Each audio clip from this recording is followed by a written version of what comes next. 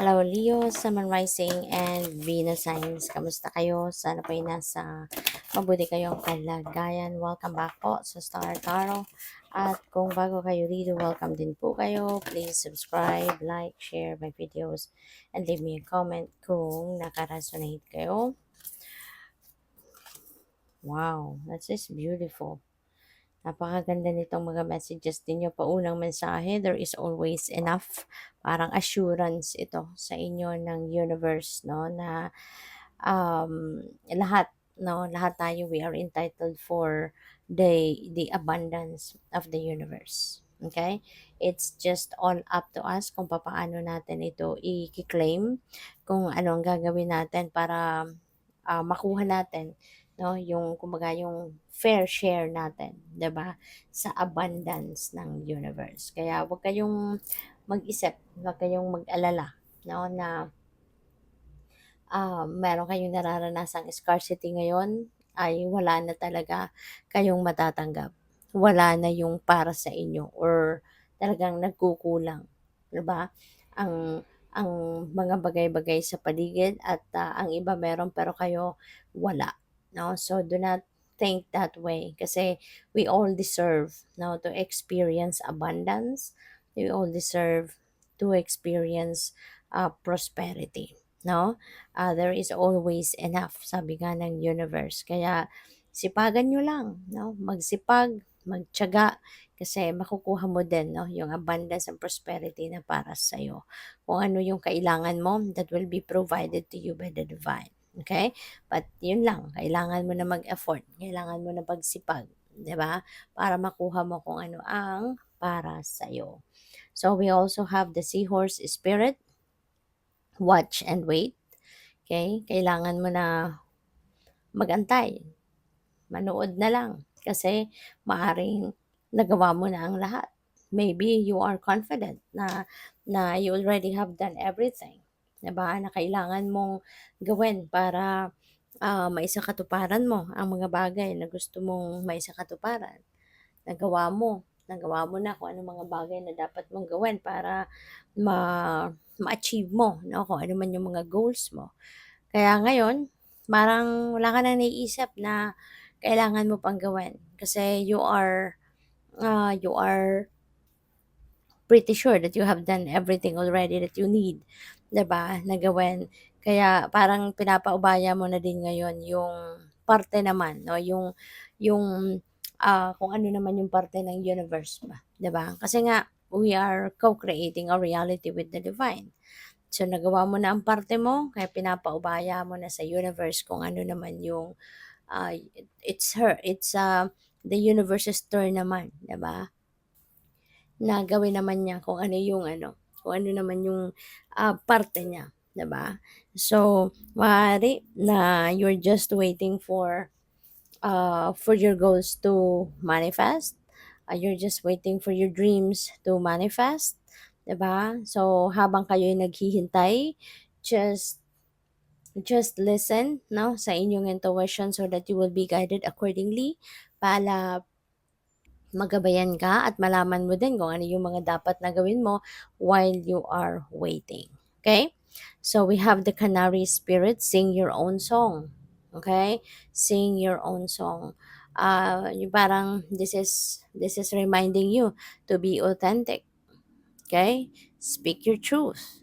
Uh, walk your truth, 'di ba? Gawin mo kung ano yung totoo, no, na nasa isip mo, kung anong totoo nararamdaman mo, 'yun ang gawin mo, 'yun ang sundin mo, 'di ba, Leo? And parang dito, this is your authenticity, no, that is being you're being reminded dito, no, na magpakatotoo ka, 'di ba? Maging honest ka sa sarili mo, maging honest ka sa totoo mong nararamdaman, 'no? At kung ano ang totoong laman ng iyong isipan, okay? So, tignan natin kung ano pa ang kaganapan. By the way, maraming salamat for subscribing.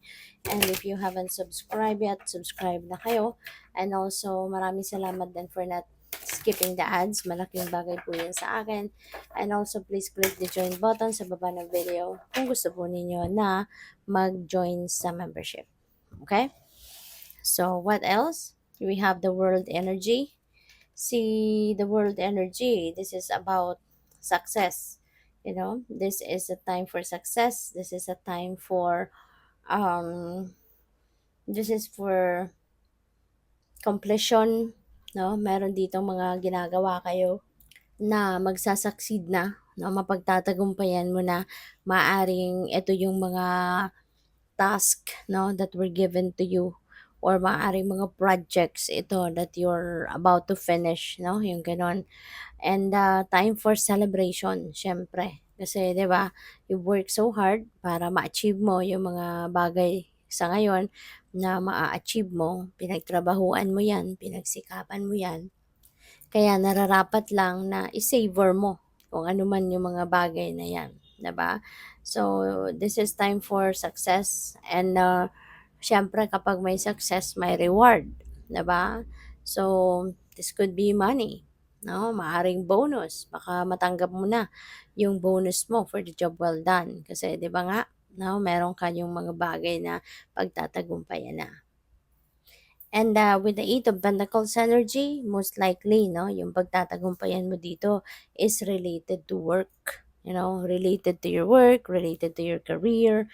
So, kung ano man ito, maaring, maaring ngayon talagang mabibigyan kayo ng reward. Maybe, as I've said earlier, maaring meron kayong bonus, maaring merong pay raise, maybe you will be offered promotion as well. Kaya this is kumbaga, this is the time that you are going to receive, 'di ba, yung compensation, no? Yung compensation ninyo para doon sa job well done ninyo. So, good luck and congrats. Meron din ako na pick up, no, na baka meron kayong matanggap na ma-offeran kayo ng ah scholarship grant, no? Baka pag-aralin kayo ng ano ninyo, ng kumpanya, and kumpanya ano ang gagastos sa'yo aside from yung sweldo mo, you're still going to continue to work, pero maaaring ikaw ay gagastusan din ng kumpanya para mag-aral ka, 'no? Para siguro mag-masters ka or mag-training ka ng, something na mas magiging magaling ka sa kung ano man yung expertise ninyo sa ngayon, para mas gumaling ka pa, mas maging master ka kumbaga. So, we also have the Three of Wands, and Three of Wands is about travel, no? So, most likely meron ditong international travel na puwedeng mangyari, 'no? With the Three of Wands, this is travel energy, and the world energy is also travel. So, most likely, since this is the world energy, so baka yung travel na 'to is international, 'no? So, good luck sa'yo. And also, si Three of Wands, may swerte din itong kasama. So, maaaring magkakaroon din kayo ng um, good fortune, good luck sa kung ano man ang inyong gagawin. Maybe you are going to be lucky enough and fortunate, kasi kung ano man itong sisimulan ninyong gawin sa ngayon, baka naghihintay na yung tagumpay dyan. Talagang siguro papunta kayo, nakadestined na yan, no? Yung endeavor na yan to be successful. Now, yun ang napipick up ko dyan. Kaya good luck sa inyo. So, what else? We have the Hanged Man. So, some of you din naman, kailangan din na magpahinga.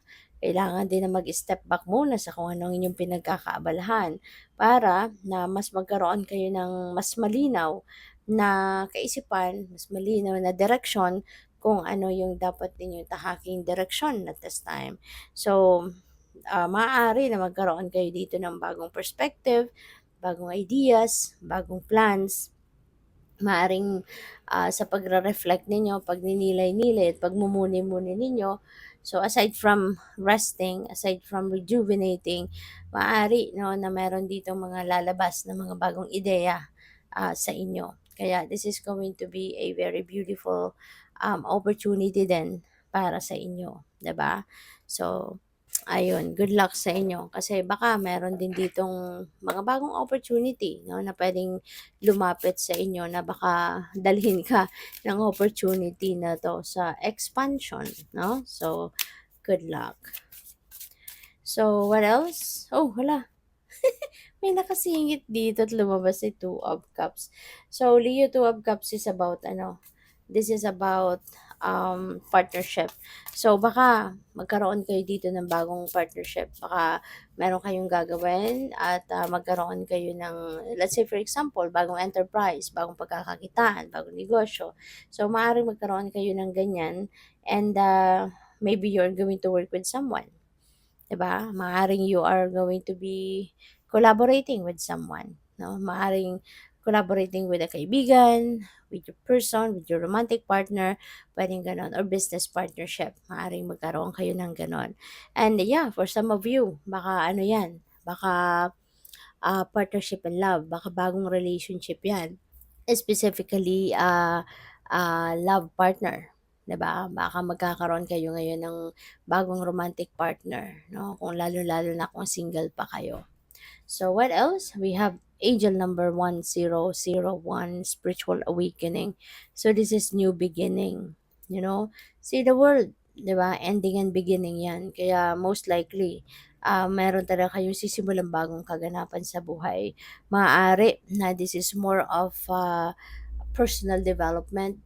Maaring you want to evolve yourself into the best version, no, ng sarili mo. Maaring ganon. Baka meron kayong mga pagbabagong gagawin dito sa sarili ninyo. You want to improve yourself. You want to be better person. Mga ganon ang gagawin siguro ng iba sa inyo. So, good luck. Thank you for watching. Love and light. Namaste.